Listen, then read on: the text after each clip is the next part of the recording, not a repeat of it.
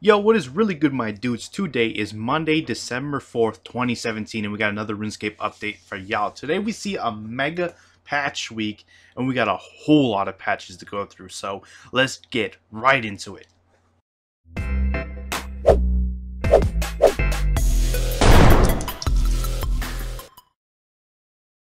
Alright guys, today's update is December Mega Patch. Quester, Skiller, or Killer? Today it doesn't matter because this patch week features the heftiest collection of game-wide quality of life fixes we've seen all year. Now we are going to jump into that, but before we do that, just remember that if you are a member account on the Solomon store this month, for free you could find yourself the Terrorbird mount to participate in the Terrorbird racing, as well as the Frostwalker outfit and the Glad Tidings outfit. So be sure to pick those up. They are free for this month of December. Anyways guys, with that out of the way, we're going to jump right into this behemoth of a patch notes. So let's go right into it. Fixed an animation issue with Crystal Chimes. The bank will now reliably remember the custom Withdraw X setting. The bank will now reliably show the Beast of Burden withdraw option. Fixed an issue with bank tab separators appearing when searching for items. Fixed an issue when withdrawing a search item, temporarily displaying the item that was the next bank slot. The scroll position in the bank is now reliably saved upon closing the bank screen. Fixed an issue that was causing the bank total space to display incorrectly. Fixed an issue related to the interface transparency setting resetting itself. Fixed an issue with the ribbon and ribbon setup interfaces when using the legacy UI skin. Fixed an issue with loading screens when entering certain areas such as clan citadels. The minigames tab no longer vanishes in legacy interface mode. The metrics graph now shows data again. Survival outfit feet are now correctly displayed in the wardrobe interface. The spikes in the middle of Curadel's dungeon have been removed. Curadel has caught 2 more abyssal demons for your slaying pleasure. Offhand weapons are now dropped in dungeoneering. Black wool and balls of black wool are now tradable. Black wool is no longer prioritized when selecting a recipe at a spinning wheel. A loom and spinning wheel have been added to New Varrock in the slums building east of the Blue Moon Inn. Flax and Sanu have replaced bow and bowstrings on zombie drop tables in New Varrock, since they can now be made through skilling. Reggie in Fist of Gothics no longer talks about the metal gauntlets in his shop since he no longer sells them. The increased chance of catching a Slayer monster solo using a new Shabdi has been changed from requiring 200 mil XP to requiring level 120 Slayer. Leaving the Grand Exchange during Evil Dave's Big Day Out will no longer try to continue the Defender of Varrock quest. Doris will now speak about a certain court case. Players can no longer start Evil Dave's Big Day Out without completing the Evil Day section of Recipe for Disaster. An issue with reclaiming the broom during the 3rd set of chores in Evil Dave's Big Day Out has been fixed. The Game of Pest Control requirement to start Quiet Before the Storm is now an optional requirement. The Complete the Conquest tutorial requirement to start the Void Stairs Back is now an optional requirement. A duplicate access to the Warriors Guild requirement has been removed from the While Gothic Sleeps quest overview. Move the camera splines in the Siren prison cutscene from the Song of the Depths closer into the room. An issue with using the Ring of Recoil against the spotlit rights in a missing presumed death has been fixed. The Spin Wool into Balls daily challenge now requires 14 balls of wool instead of 28. The achievement Arc Unlocking Waiko now correctly shows which rewards are unlocked. Desert Amulet 3 and 4 are now reclaimable if you have 2 or more of the Desert Amulet keepsakes. Talking to Ollie the Mayor and the Clay Golem respectively will provide the replacement. The Dungeoneering Smuggler now only has the option to change starting items if you have completed at least 1 Dungeoneering achievement, since your starting items are only exchanged when entering a dungeon if you've completed at least 1 achievement. The Legends Guild Guard has been reprimanded for telling adventurers that they need 108 quest points to start Legends Quest, and now reference the 107 quest requirement in the quest journal. Jack of Spades, Our Man in the North, and Fight Club in the Menopause Path can now display a hint arrow.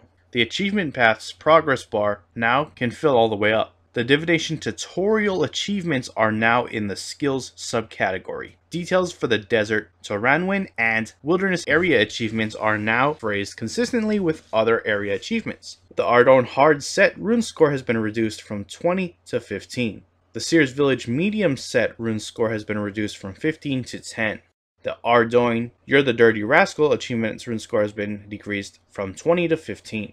The lodestone achievements now each reward 5 rune score. The members area lodestone has changed to members area.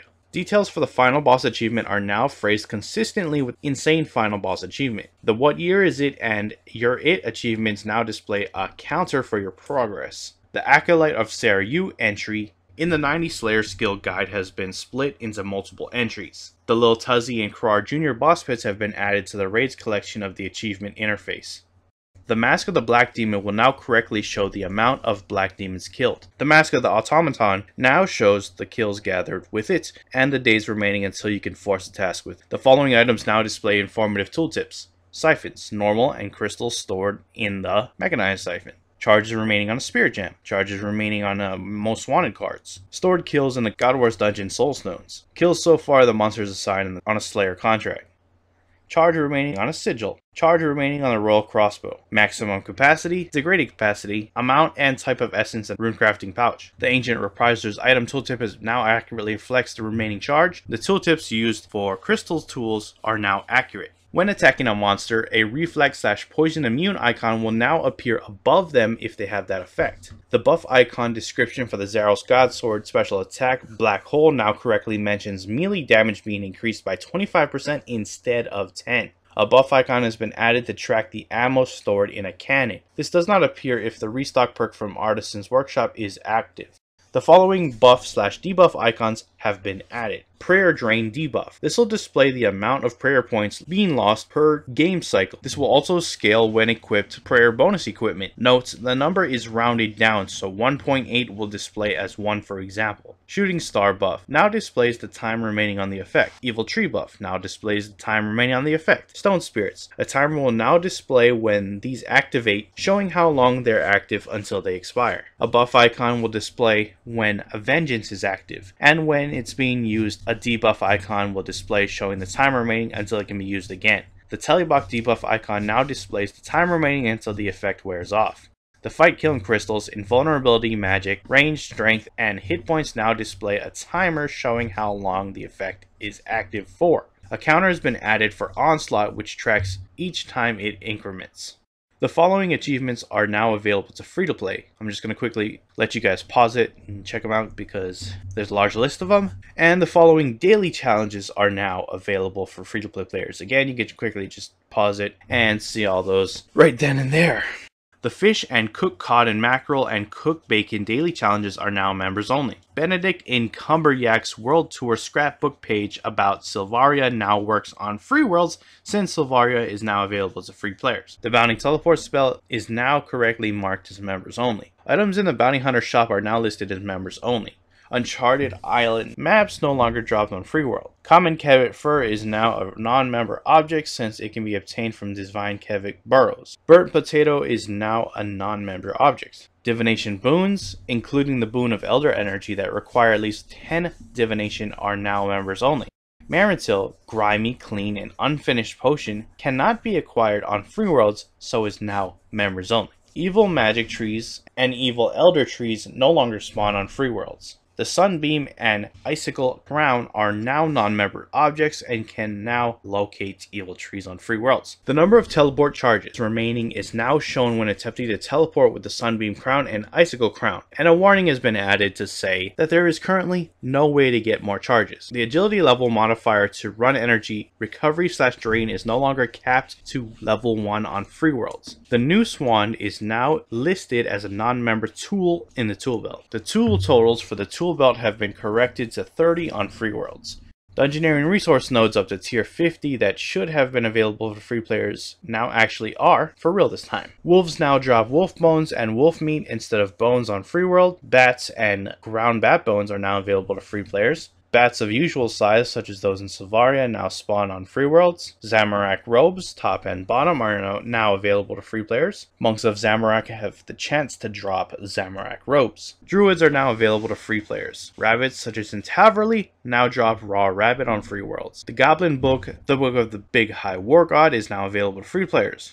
Cyclopses now drop black knives on free worlds. Javelins from bronze to rune are now available on free worlds. Flesh crawlers now drop black full helms, silver bars, and noted iron ore on free worlds. Elite Greater Demons can now drop offhand rune maces on free worlds. Lesser demons can now drop offhand black longswords on free worlds. Thieves, farmers, and various other citizens can now drop offhand iron daggers. Fixed issues in 2 Song of the Depths cutscenes and 3 Missing Proof of Doom Death cutscenes that triggered the message to go here you must be logged in the Members World server on free worlds. Duskweed Ord Tier 6 is now craftable on free worlds. Corrected several non-member entries in the attack, crafting, defense, farming, fire making, magic, ranged, rune crafting, and smithing skill guides. The notification when a player has achieved the maximum skill total on a free world has been corrected from 1700 to 1869. The Doomsayer's warning setting for Varrock sewers can now be toggled on free worlds so long as the sewers have been entered by the player at least 6 times. Energy potions are now non-members objects and can be purchased from the Grand Exchange. Fancy Clothes Store in the southeast Varrock is now available to free players.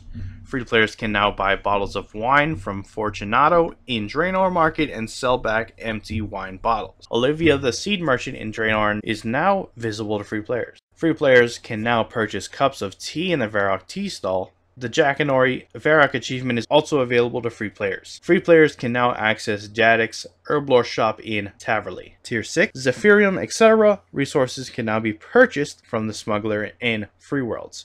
Web snippers in Demonheim are now available to free players. Energy potions have been added to the Warriors Guild Potion Shop. Oziach's Rune Shop now sells Rune Plate Body, Blue Dragonhide Body, and Mystic Robe Top instead of Rune Plate Body and Green Dragonhide Body to accurately reflect the equipment unlocked by the Dragon Slayer quest. Bob's Brilliant Axes now sells battle axes and throwing axes, including offhands, pickaxes, and hatchets up to tier 40. Scavo's Rune Store in the Champions Guild now sells tier 50 melee rune armor, excluding plate body but including gloves and boots, and weapons including offhand axes. Valane's Store in the Champions Guild now sells tier 50 ranged blue d'hide armor, excluding blue d'hide body but including vambraces and boots, and weapons including offhands and throwing axe. An NPC has been added to the Champions Guild that sells tier 50 magic mystic armor, excluding mystic robe top but including gloves and boots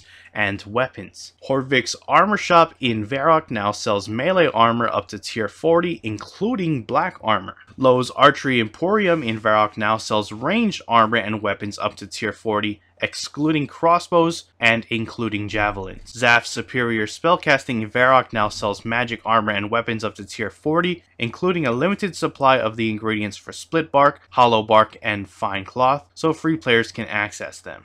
Hira's Crossbow Shop in the Dwarven Mine now sells crossbows, including offhands and bolts up to tier 40. Herko's Crossbow Shop in Keldegrim now sells crossbows, including offhands and bolts up to tier 50. Brian's Archery Supplies in Remington now sells the same weapons as Lowe's Archery Emporium. Hickton's Archery Emporium in Catherby now sells range ammunition up to rune, including bolts and arrowheads, as well as Zoger bows and brutal arrows, in addition to the fletching skill kit. The Warriors Guild Armory now sells melee weapons including offhands, claws, and hoste, chain bodies, legs/skirts, and helms up to tier 40. Cassie's Shield Shop now sells square shields and kite shields up to tier 40.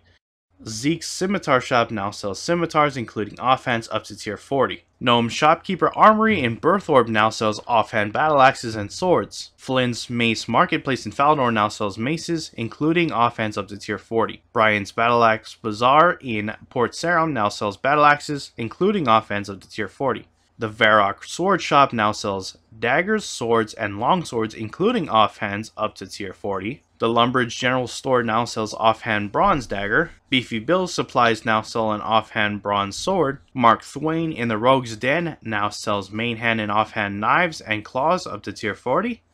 Blades by Irby in Sophanem now sell offhand daggers up to tier 60, dragon and offhand scimitars up to 20. Skullgrimmin in Relica now sells offhand warhammers up to tier 50. Gulluck in the Grand Exchange and King Lathzar's Armory now sell offhand battle axes up to tier 40. The Tribal Weapons Salesman in the Ranging Guild now sells offhand throwing axes and throwing knives up to tier 50. Daga's Scimitar Smithy in Abital now sells offhand scimitars up to tier 60. Smithing Smith Shop in Mosley Harmless now sells offhand scimitars up to tier 30. Scully Mirka's Weapons Galore in Jadiso now sells offhand mithril weapons. Vigor's Warhammers and Santiri's Weapon Shop in Keldegrim now sell offhand weapons.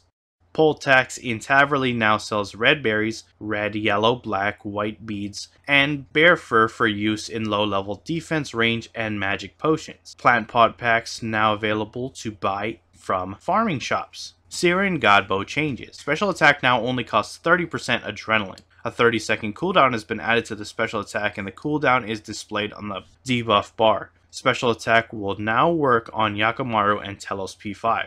Cannons are now blocked from being placed in the following areas: Clan Island area, Clan Citadel area, Clan Keep area, Clan Meeting area, Azure, Viridian, Crimson Cobalt, and Skill Chinapa locations. The Linza armor drop rate from barrows has been increased from 1 in 512 to 1 in 192. Reverting music vote in Berthorpe will now play an appropriate track for the location. Bats can now drop bat bones instead of regular bones, including warp bats in the Lumbridge Catacombs. Hundreds of monsters that drop main hand weapons have an equal chance to drop their offhand equivalent.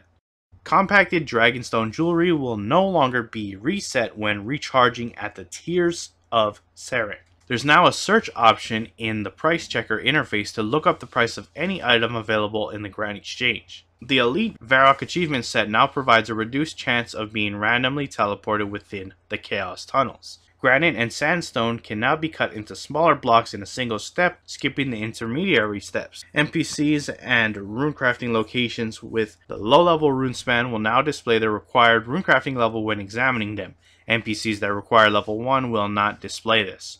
Heaven Worker and Musician outfits can now be disassembled, and players will no longer receive outfit pieces once they are stored in the player-owned house.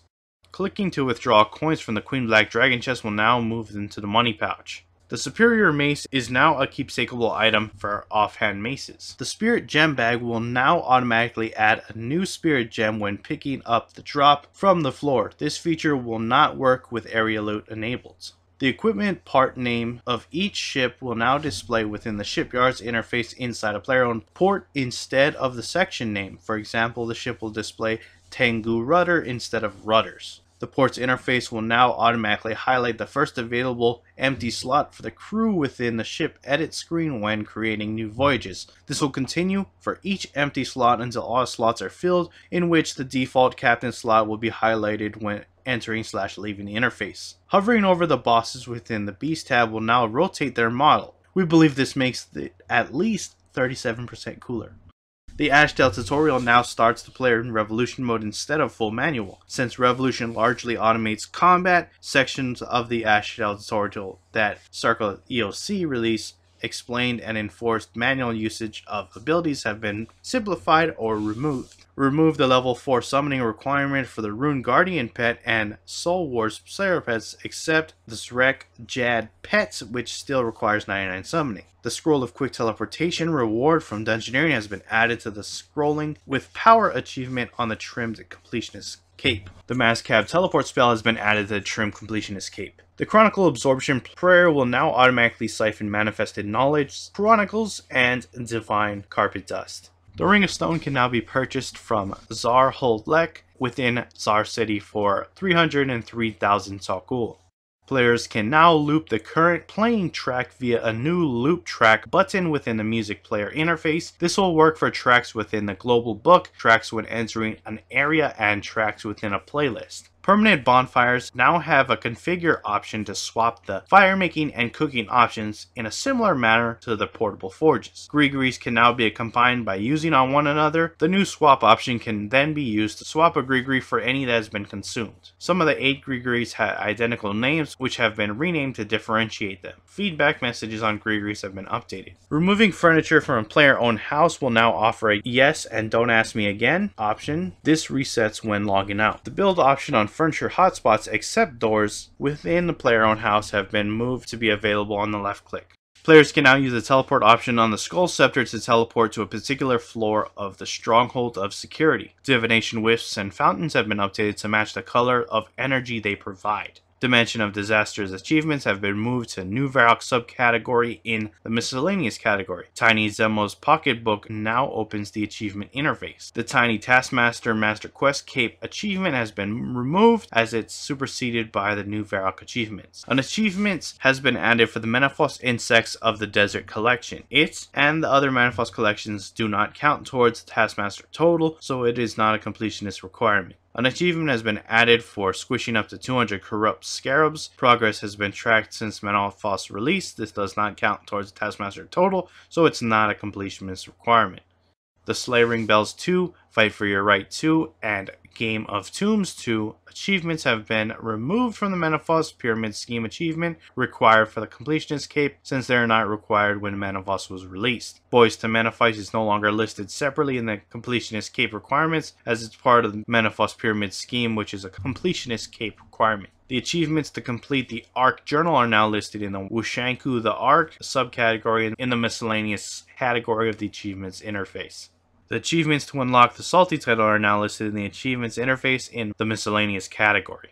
Convincing Flippers McGraw to join your crew has been added to the requirements for the Salty title. A milestone in the Arc has been added to the third tab of the Achievements interface. Talking to Sensei Hakase to determine your requirements for the Salty title now opens the achievement interface. All quests now display their length in the quest overview screen, and when hovering, their quest start icons on the world map. The quest list can now be organized by quest length. Quest overview screen changes. Suggested quests can now be clicked on to jump to that quest, like required quests. The suggested requirement disclaimer has been standardized. The 5th/6th age footer has been simplified, removing the expand button and including less text. Dimension of Disaster has been reclassified as a 6th age quest. The following quests have been reclassified as 5th age. Animal Magnetism, Ernest the Chicken, The Fremnik Isles, Glorious Memories, Mountain Daughter, Royal Trouble, Rune Mysteries, Throne of Miscellanea, Tower of Life, Underground Pass. Hero's Welcome has now been suggested requirement of One of the Kind and Ritual of the Majorat. Ritual of Majorat now has the General Shadow mini quest as a suggested requirement. Kindred Spirits now has Deadly Catch as a suggested requirement. Birthright of the Dwarves now has the Fremlik Trials and Watchtower as suggested requirements. Legacy of Sirgaze now has Shadows of Morden as suggested requirement. A quest icon has been added for the following quests right here. Quickly pause if you want to read them. Now that all quests have an overview screen, Praise be Mod Stew, clicking a quest in the Features tab now opens the quest overview instead of the quest journal. Reward lamp changes. Dragon Slayer's defense and strength lamp requirements have been lowered from 50 to 40. The required level for the reward lamps for Dragon Slayer and the Night Sword are now listed in their quest overview, and if not yet claimed, there's a reminder in the quest journal. The Dragon Slayer and the Night Sword reward lamps are now bankable, though they can be destroyed and reclaimed from the quest giver when needed. The Vampire Slayer attack XP lamp can now be used in any basic combat skill. The prayer XP for completing the One Piercing Note quest is now rewarded in the form of a lamp. The summoning XP for completing the Wolf Whistle quest is now rewarded in the form of a lamp. And finally, here are some hotfixes that went live prior to today's update, so they've already been in the game before this. If you want to check out the main game update and the patch notes, I'll have a link in the description below for you guys to check out for yourself if you choose to do so. And we are now done with all the patch notes. If you enjoyed the video, hit that like button. If you're not subscribed and you want to stay up to date on all things RuneScape related, then hit that subscribe button. Anyways, I appreciate you guys watching. I am out. Peace.